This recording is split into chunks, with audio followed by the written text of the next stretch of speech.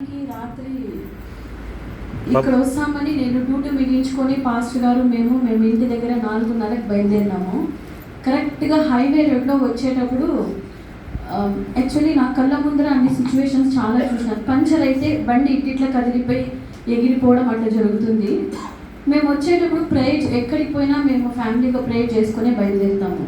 నాకు ప్రార్థన చేసేటప్పుడు అక్కడ ఇక్కడ ప్రేరేపణ కలిగింది, ఈ సాక్ష్యం మీ అందరితో పంచుకోవాలని.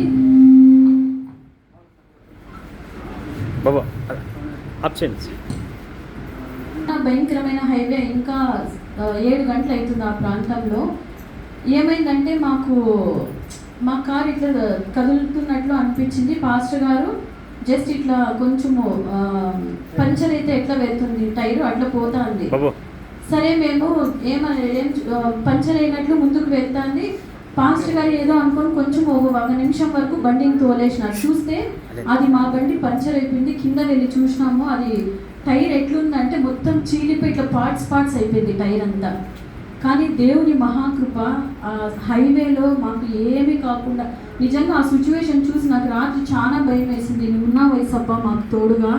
ఆ సిచ్యువేషన్లో వేరే ఏదైనా మేము దేవునికి సేవ కోసం అని కాకుండా వేరే సిచ్యువేషన్ అయితే ఏమైందో మాకే తెలియదు. నిజంగా మామూలుగా ఒక 2 వీలర్ పంచర్ అయితేనే ఇట్లా బండి ఇట్లా వెళ్ళిపోతుంది. అట్లాంటిది కార్ అంత పెద్దది హైవేలో మొత్తము ఇంకొంచెం దూరం అయితే రిమ్ము తగులుతుంది దీనికి రోడ్డుకి. కానీ దేవుడు ఏ మాత్రము మధ్యలో జరిగింది, రోడ్డు మధ్యలో ఏమీ కాకుండా ఒక 1 సెకండ్ అట్లా రోడ్డు పక్కలోకి వచ్చి కార్ నిలబెట్టి చూస్తే మొత్తం టైర్ అంతా చీలిపోయింది ఇట్లా భాగాలుగా.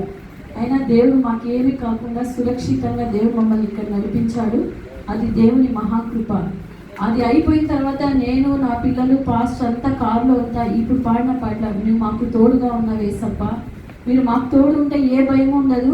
ఆ టెన్షన్తో నాకు ఎన్నో వీడియోస్ చూసింటాం మనం. ఒక చిన్న దాంట్లోనే ఏమైనా పంచర్ అయితే ఇట్లా ఎగిరిపోవడం, కార్లు బోల్తా కొట్టడం, యాక్సిడెంట్లు కావడం, ఏమీ కాకుండా దేవుడు మమ్మల్ని 1 ఇంచు కూడా ఏమీ కాకుండా అప్పటికప్పుడే మేము ఆ స్టెప్ని చేంజ్ చేసుకొని, మీరు నమ్ముతారో లేదో దేవుడు చేసిన గొప్ప కార్యం మా జీవితాలలో దేవుడు ఎన్నో చేసినాడు. ఇదొక పెద్ద కార్యము. నేను రాత్రంతా నిద్రపోయలేదు. నేను పనుకునిందే 12 గంటలకి. నాకు రాత్రంతా నిద్రే రాలేదు. అదే సిచ్యువేషన్ గుర్తొస్తుంది. ఆ సిచ్యువేషన్లో దేవుడు ఏమైనా మా చేయి వదిలేసింటే ఎంత ఘోరం జరిగిపోయినది. మా 4 ప్రాణాలు రోడ్డు మీద పడినసాను. కానీ దేవుని మహాకృప, దేవుడు మాకు ఏ ఆపద లేకుండా మా కోసము ఆంటీ అంకుల్ చేసే ప్రార్థనలు, మీరందరూ చేసే ప్రార్థనలు, మా కోసం మా విశ్వాసం చేసే ప్రార్థనలు, దేవుడు మమ్మల్ని ఇక్కడికి సురక్షితంగా తీసుకొచ్చినాడు. అంటే మనం ప్రతి ఒక్కరము ఏమంటే దేవుడి మీద ఆధారపడి బతకల్లా.